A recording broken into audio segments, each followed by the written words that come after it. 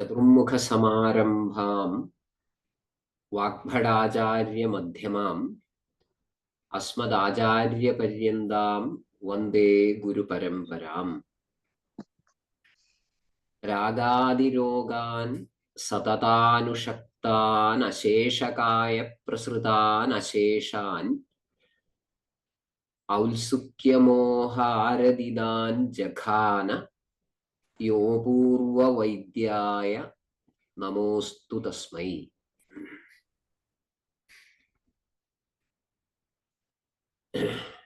So still we are searching around the division of vikaras.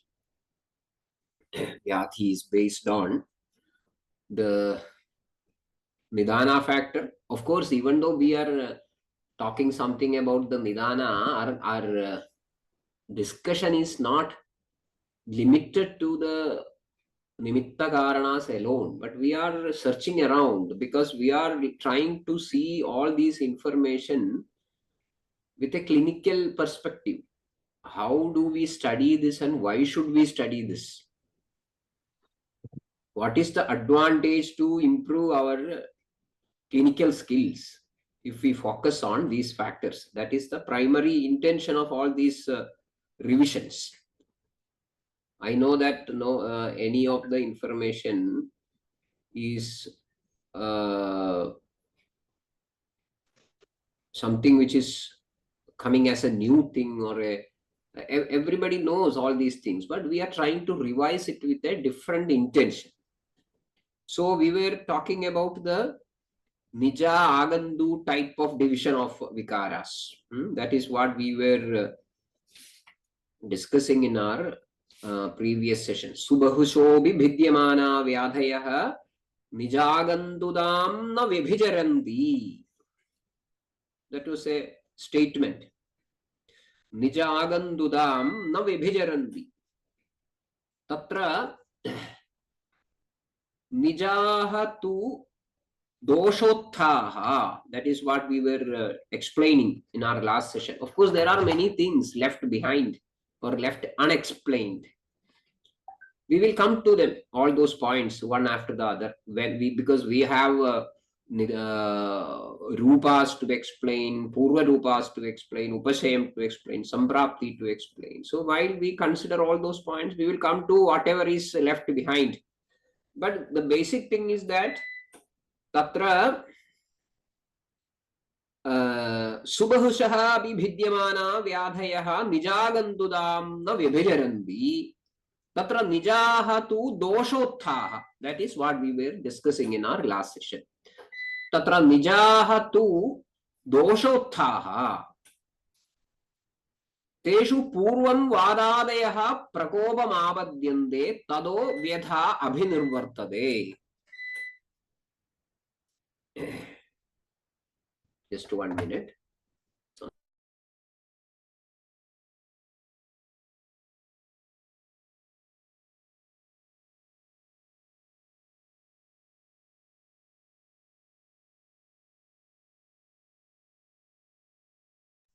Okay, sorry for that. Something went wrong with the connection here.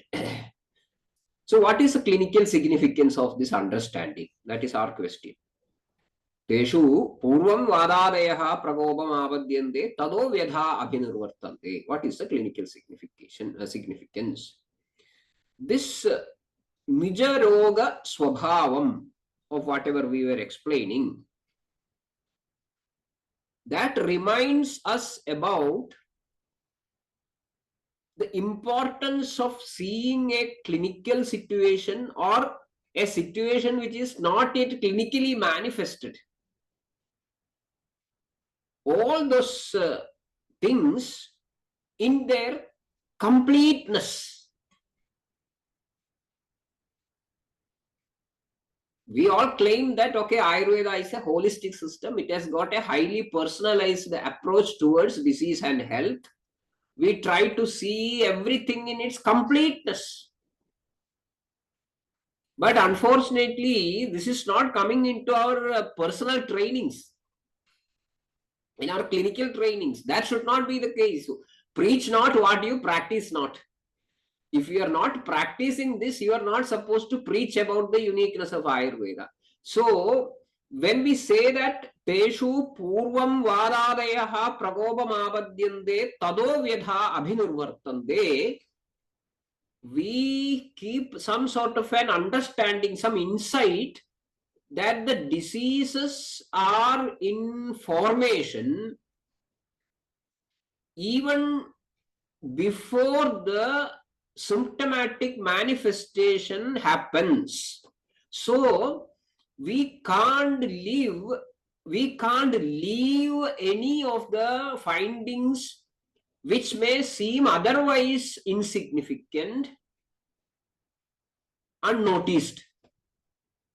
So even though there are no established lakshanas of pain or suffering or whatever it is, the disease process is on. But it may not be logical to think that there won't be any change in the prakrita bhavas of the sharira or manas. We should keep a very watchful eye on the descriptions given by the sharira or manas in the forms of very trivial presentations. It may be very trivial, but we should not overlook them. That is what we found in the explanations, like what we learned in our previous session, that pradvesho vruddhihedushu viparita gunechha cha vruddhihedushu pradveshaha. So there is every possibility that we overlook such a presentation. We will not even mind if this happens in our own experiences. Forget about a different person. But that should not be the case. The other day we were engaging in another discussion about the same topic, Chayam, Prakopa and all these things. So there was one interesting discussion. See, we yesterday in our previous session we explained that kurvate hi rujim doshaha viparita samanayoho vruddhaha kshinascha bhuvishtham. Of course, there is a possibility of some sort of a some exceptions in this regard, but in general, kurvate hi rujim doshaha viparita samanayoho vruddhaha kshinascha. Vruddhaha doshaha, when a dosha is vruddha, it shows a viparita guna priyata. Viparita guna priyata. When a dosha is kshina, there is a samana guna priyata. So we discussed this because of the capacity of the ojas. The system is trying to re-establish its stability, and the stability in prakrita avastha, stability in swasthyam. These are all indications of such attempts. But sometimes you see in real life, Vagbhada has modified this into a different level also. In another context, we will find a beautiful documentation by Vagbhada, that is Laulyad Doshakshayad Vyadhi Vaishamyena cha ya rujihi tasu pathyopajaratnyaha yogena adyam vikalpayed. This is an advice regarding the types of taste, ruchi, that the individual may present, and how the Vaidya should perceive that presentations and act accordingly in prescribing the medicine as well as the diet. The diet is highlighted. Adyam. Adyam means bhakshanam. But that stands true for the prescription of medicine as well. So three conditions are explained. What is that? Laulyad. First condition is laulyad. So keep a watchful eye on the entire behavioral pattern, the lifestyle of the individual sitting in front of you with these complaints. Laulyam. Laulyam is sort of a uncontrolled desire illogical. It has got more mental desire than about the need of the doshas, as we were discussing. Kurvadehi rujim dosha. Doshaha rujim kurvade. It is an attempt by the ojas to re-establish stability. But when the mind is stressed, people can fall prey to behaviors like binge eating, as in the case of binge watching, in the case of serials or cinemas or just social media channels. Some sort of a binge watching happens, no? Some sort of a craving to see something again and again, some sort of a visuals again and again. People develop some sort of a binge eating habit. Eat. Whenever you feel some stressed, rush to the kitchen or whichever place it is available and start eating. Or just out of desire to eat, crave to eat sugary stuffs, sweet stuffs, or spicy stuffs, just eat it. It is nothing related with the desire of the or the attempt of the ojas to correct something wrong. So that is laulyad, that can happen. So we should look into the behavioral pattern of the individual. Otherwise, you will be mistaken. You will be gravely mistaken in understanding the situation. That should not happen. Laulyad. Laulyam is the reason. Second one is dosha kshayad. Dosha kshayad. The individual can seek some sort of a taste, some sort of a preparation, some sort of a recipes. That is specific. That is an indication of dosha kshaya. So how to understand that this is not binge eating out of craving or out of laulyam, and this is out of dosha kshayam? We have to look for the associated features. You can't come to or jump to conclusions just based on this laulyam or ruji. The other features, whether there are something suggestive of a dosha which has gone far away from the normalcy, a distorted dosha is there or not. For that, you have to be very watchful. This is one situation where our observational skills are becoming very crucial, where your Sherlock Holmes eye is to be working. Everything should be kept under your scanner. Otherwise, you will be mistaken that binge eating and the dosha kshaya janya ruji or desire. When it is dosha kshaya is specified, from what is told, you can understand what is not told also. So, dosha vruddhi janyam is also to be understood from that dosha kshaya janyam. But in general, we can assume that the desire is dominating. We have two bhavas. One is some sort of a aversion and second is desire. So in dosha kshaya, the desire will be dominating. In dosha vruddhi, the aversion will be dominating. Wherever there is aversion, there is desire. No, that is not a correct statement. Some udasinada in between is possible.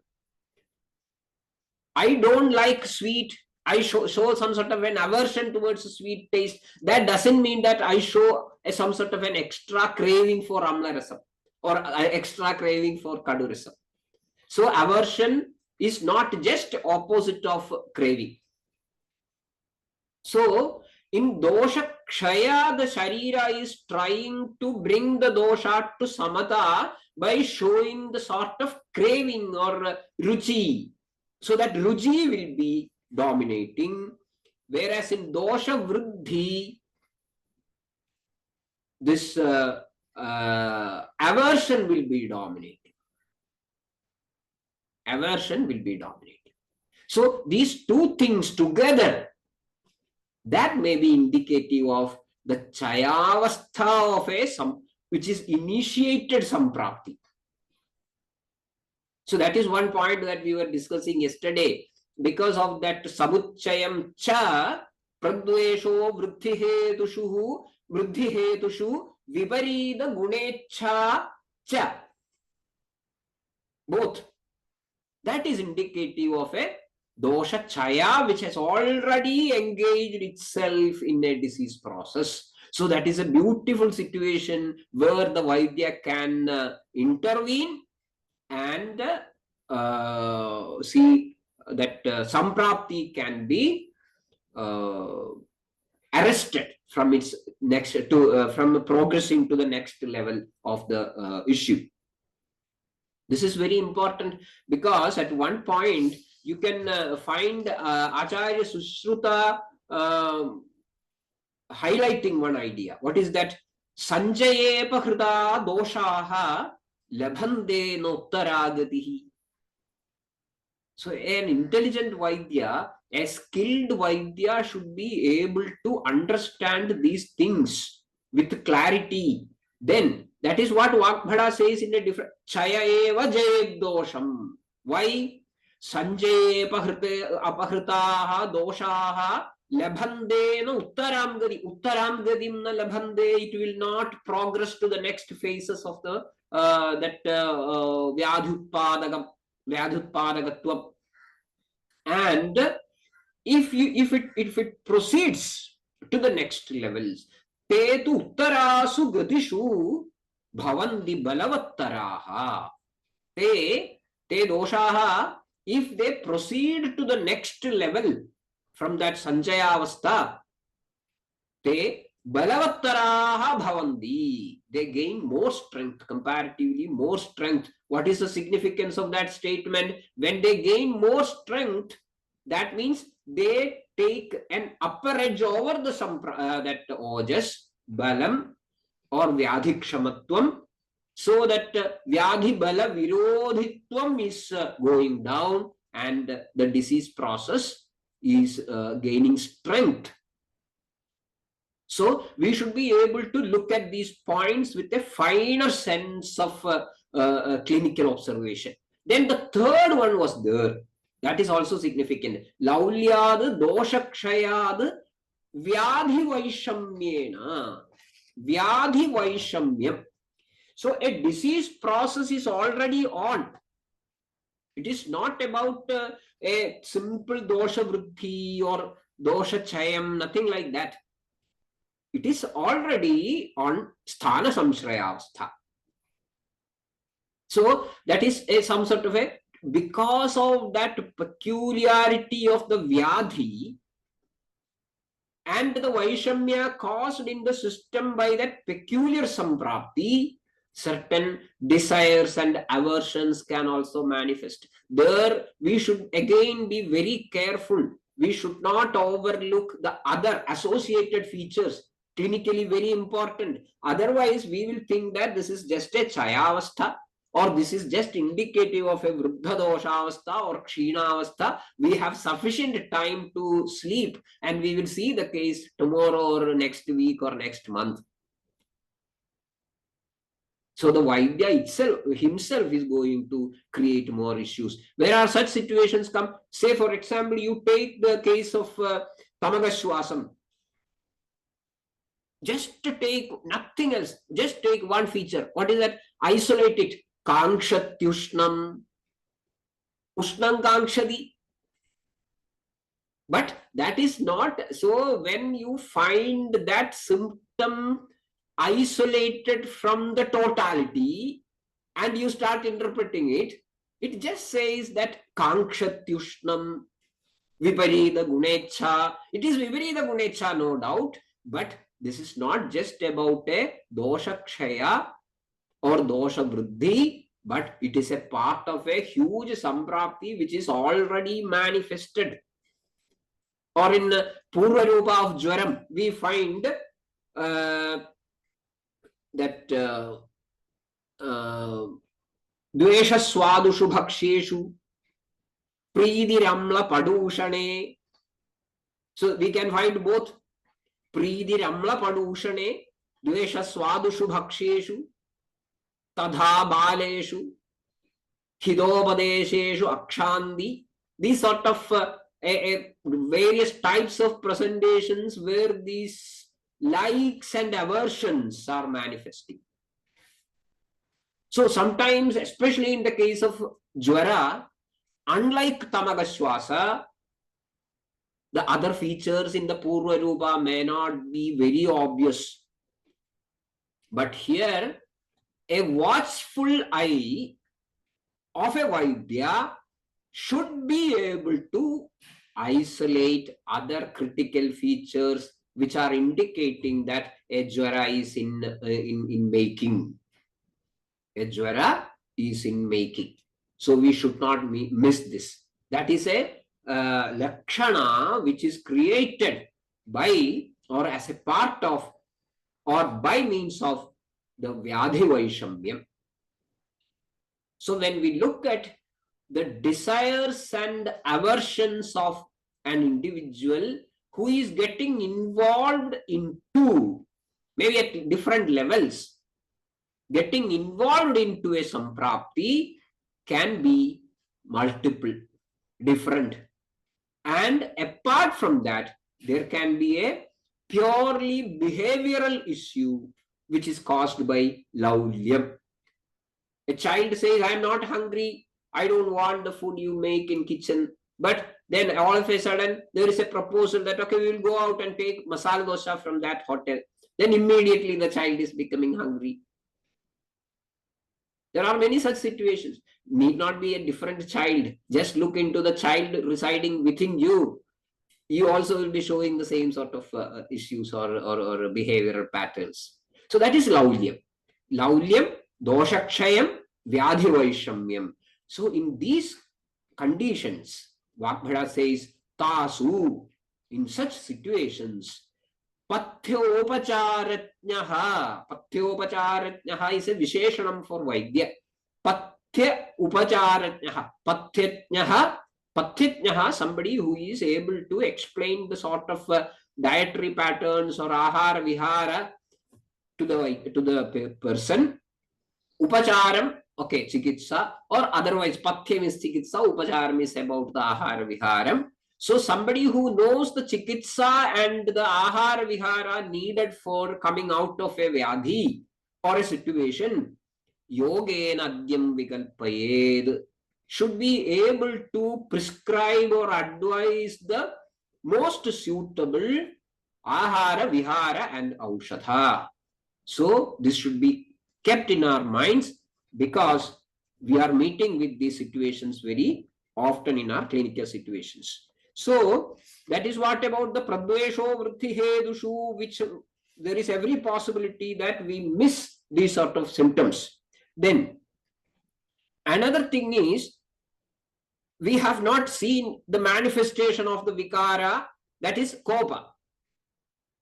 That kopastu unmargagamita linganam darshanam swesham aswasthyam roga sambhavaha. All these things we will see in detail in while we discuss samprapti, because now still we are spinning around the nidana ghadagas which are to be taken seriously into consideration.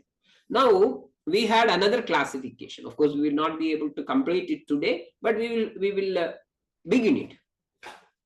So nija agandu datam, that was the twofold classification, nijam and agandu. The second type is agandu. What is the explanation of agandu in this regard as far as Vagbhada's explanation or documentation is concerned?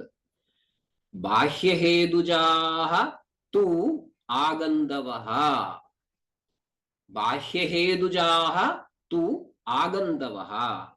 Teshu vyatha purvam upajayate. Teshu vyatha purvam upajayate tado dosha vaishamyam. We will come to the description or idea which is hidden in each and every line. Tado dosha vaishamyam. Dosha vaishamyena eva. That eva gives lot of emphasis to that statement. Dosha vaishamyena eva bahurupa ruk anubadhyate pravardhade cha. What is expressed here? We will see that karika once again. What is that? Bahyahedujaha tu agandavaha. We put it in a proper order. We find agandavaha tu bahyahedujaha. Agandavaha, the diseases which are not under the category agandu are caused by bahyahedujaha, by bahyahedus. They are caused by bahyahedus. What are the bahyahedus? That is an interesting point, isn't it? So when we are discussing about bahyahedu, obviously it reflects the idea of an andaranga hetu. Andaranga hetu and bahiranga hetu. Andaranga hetu is of two types actually, dosha vaishamya. They are both andaranga hetu. In short, samprapti can be considered as an andaranga hetu. Samprapti of a vikara can be considered as andaranga hetu. Whereas here we find bahiranga hetu. That is what we find bahyahedujaha. Agandavaha too, the diseases which we classify as agandu are bahyahedujaha. So bahyahedu, to understand the list of bahyahedu in general, we should look into another description which is more famous, another definition of agandu. What is that? Ye bhuta visha vayu agni chata bhangadi sambhavaha kama krodha bhayadyascha te syuhu agandavo gadaha. That is another definition of aganduroga. What is that?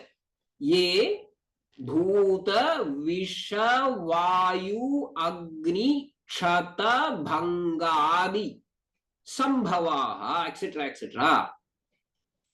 Kama krodha bhayadyascha te syuhu agandavaha gadaha. One point which I should not miss in maybe in the future explanations, I think I would mention it, highlight it here itself. These two lines has got two types of expressions. First line tells us ye bhuda visha vayu agni chada bhangadi sambhavaha jaha. So there we find a list of causative factors. And in the second line, we don't find that sambhava shabda. What is that? Kama, krodha, bhayadya. So those diseases which are manifested or caused by vayu, visha, vayu, agni, kshadam, bhangam, etc. And so they're caused by. Second line, and those diseases like kamam, krodham, bhayam, etc. So the first line is about the causative factors of certain diseases. Second line is about certain diseases. So kamam, krodham, bhayam, etc. are explained as diseases. In the first look, it may look a little bit contradictory to what we have learned in some other context. Say, for example, in Abhishanga Jwaram, we find all these things are causing certain jwara, and they are known as agandu jwara.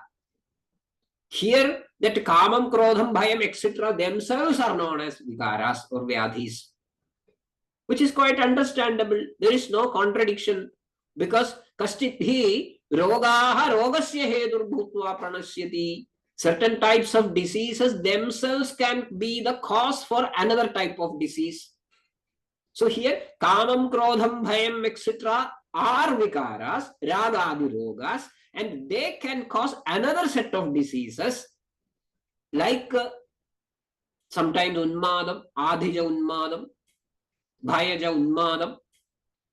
So unmadam is a disease, adhi is a disease, bhayam is a disease, kamam is a disease, kamaja jwaram is a disease. So that point we should not miss. So if you find out the exact positioning of the samprapti, things will be much easier for us to resolve. So here we will find two things. Bahya hedujaha tu agandavaha, and we find a list of bahya hedus. Ye bhuda vishavayu agni kshadabhangadi sambhavaha. Second line is karanam and karyam. Ye kama krodha bhayadyascha tesyuragandavo gadaha. We have to find the description of these agandu factors in detail. There are very interesting ideas about it, like how these things are going to play, what is bhudam and what is the difference between the sharira agandu, manasa agandu, where are some which are some specific situations where they are clinically explained, where these things are clinically explained. Such factors we will find in our next session on Wednesday morning. So I think we should conclude in the morning hours. We can't, nobody can spend more than 30 minutes for this Swadhyayam. But I hope that this revision, it will be helping everyone who is going to sit in the clinics every day. So that way I think we are going to conclude today's session. भिषजां साधुवृत्तानां Bhadram आगमशालिनां अभ्यस्तकर्मणां Bhadram Bhadram भद्राभिलाषिणाम्. Okay. Thank you very much.